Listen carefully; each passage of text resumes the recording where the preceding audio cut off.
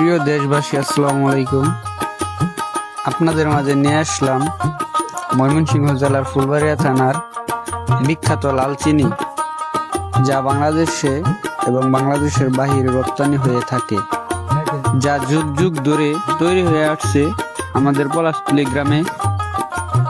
এটা কিভাবে তৈরি করা হয় সেটাই আপনাদের মাঝে উপস্থাপনা করলাম। আপনারা দেখতে পাচ্ছেন মেশিনের ভিতরে কুশাল দেওয়া হচ্ছে এবং সেখান থেকে রস বাহির হচ্ছে। মেশিন থেকে বাইর হয়ে নেট দিয়ে সেকে পাতিলে পড়ছে এবং পিছন দিক দিয়ে শুগলাগুলো বাইর হচ্ছে। তারপর এটাকে পাতিল থেকে টিনে করে যেখানে তৈরি করা হবে সেখানে নিয়ে যাওয়া হচ্ছে। তারপর চুলার উপরে কড়াইয়ের মধ্যে রস ঢেলে দেওয়া হয়।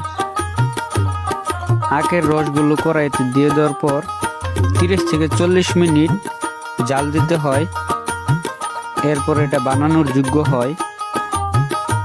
ভালোভাবে কড়াইটাকে পরিষ্কার করে নিয়ে 4 থেকে 5 মিনিট সময় হাতে যে জিনিসটা দেখতেছেন সেটাকে আমরা ডুব বলি, সেটা দিয়ে সেখানে বাড়ি দিতে হয় এবং সেটা নামানোর সময় হলে নামিয়ে নেওয়া হয়।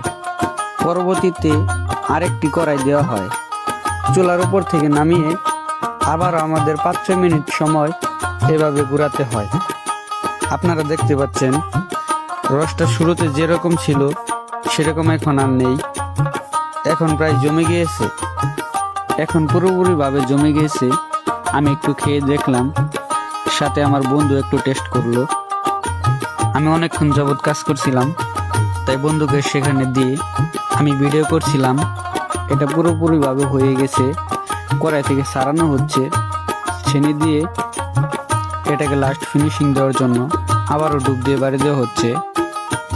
অন্যদিকে আমার জ্যাঠাতো ভাই আরেকটি খোলা নামাচ্ছে, আমার জ্যাঠা জাল দিতেছে।